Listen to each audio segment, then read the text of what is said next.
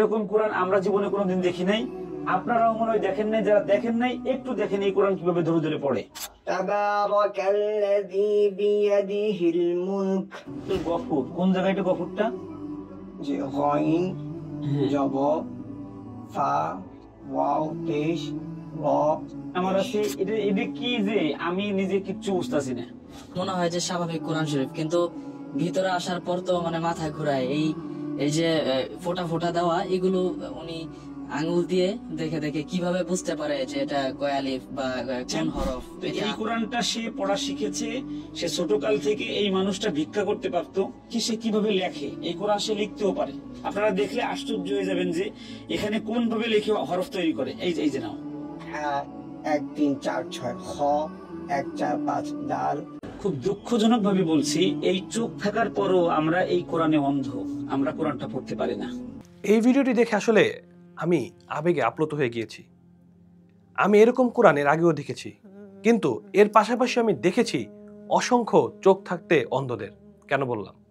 দেখুন, এই মানুষটির চোখ নেই, কিন্তু সে কোরআন পড়তে পারে। কিন্তু আফসোস, আমাদের মতো অনেক চোখওয়ালা অন্ধরা কোরআন পড়তে পারি না।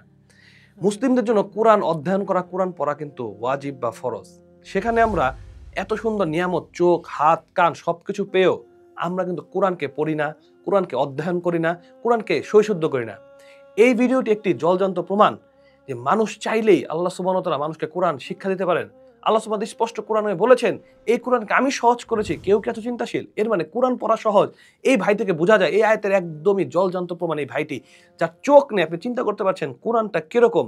আমরা দেখে আলিফ বা তা সা জিম হ্যাঁ দেখে আমরা পড়তে পারি না, আর সেখানে এই ভাই এই 2টা নুক্তায় বা 3টা নুক্তায় সা কিভাবে সম্ভব? আল্লাহু আকবার, কিভাবে তিনি পড়তেছেন, অনর্গল তিনি কোরআন পড়তেছেন। এরকম অনেক অন্ধ হাফেজ আছেন আলহামদুলিল্লাহ, যারা একদম হাফেজ হয়ে গিয়েছে। আর আমাদের চোখ, কান সবকিছু থাকতেও আমরা কোরআন পড়তে পারি না, কোরআন অধ্যয়ন করতে পারি না। দিনী ভাই বোনেরা কি জবাব দিবেন সেদিন কিয়ামতের দিন? আল্লাহ সুবহানাহু ওয়া তাআলা জিজ্ঞেস করে, হে বান্দা, তোমাকে আমি চোখ দিয়েছিলাম, এই নিয়ামতগুলো দিয়েছিলাম, তুমি কোরআন পড়তে পারোনি। সবকিছু দেখেছো চোখ দিয়ে, সবকিছু করেছো চোখ দিয়ে, কিন্তু কোরআনকে তুমি দেখোনি।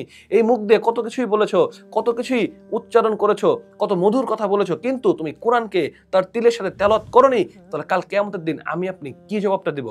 কাল যদি আল্লাহ সুবহানাহু ওয়া তাআলা এই ভাইটিকে সামনে এনে বলে, এ আমার অন্ধ একজন বান্দা, সে কোরআন শিখেছে, সে কোরআনের হাফেজ হয়েছে, সে কোরআন পড়তে পেরেছে, আর তুমি সবকিছু পাওয়ার পরে, সব নাজ নিয়ামত ভোগ করার পরে তুমি কোরআন পড়নি, কোরআন অধ্যয়ন করনি, ইসলাম শিখনি, তাহলে কাল কিয়ামতের দিন আমাদের কি অবস্থা হবে?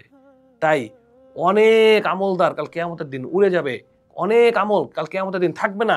এরকম আয়াত, এরকম হাদিসগুলো আমাদের সামনে আসে, আসলে নিজের কাছেও নিজেকে এতটাই ছোট মনে হয়, আসলে কি করবো কাল কিয়ামতের দিন, এরই জবাব খালি খুঁজি। তাই দিনী ভাই বোনেরা, আসুন এই ভাই থেকে বা এই ভিডিও থেকে আমরা শিক্ষা গ্রহণ করি।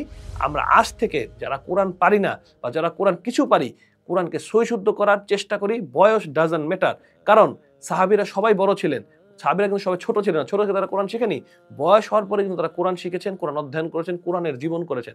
তাই দিনী ভাই বোনেরা, কোনো লজ্জা শরম না রেখে আমরা কোরআন শিখবো। কে কি বললো, কে কি দেখলো, এটা আমাদের দেখার বিষয় না। আল্লাহ সুবহানাহু ওয়া তাআলা কি বললেন, আল্লাহ সুবহানাহু ওয়া তাআলা কি ভাবলেন, এটা হলো আমাদের দেখার বিষয়। আসুন দিনী ভাই বোনেরা, আমরা কোরআনকে সৈশুদ্ধভাবে অধ্যয়ন করি, শিখি এবং এই অনুযায়ী আমল করি। আসসালামু আলাইকুম ওয়া রাহমাতুল্লাহি ওয়া বারাকাতুহু।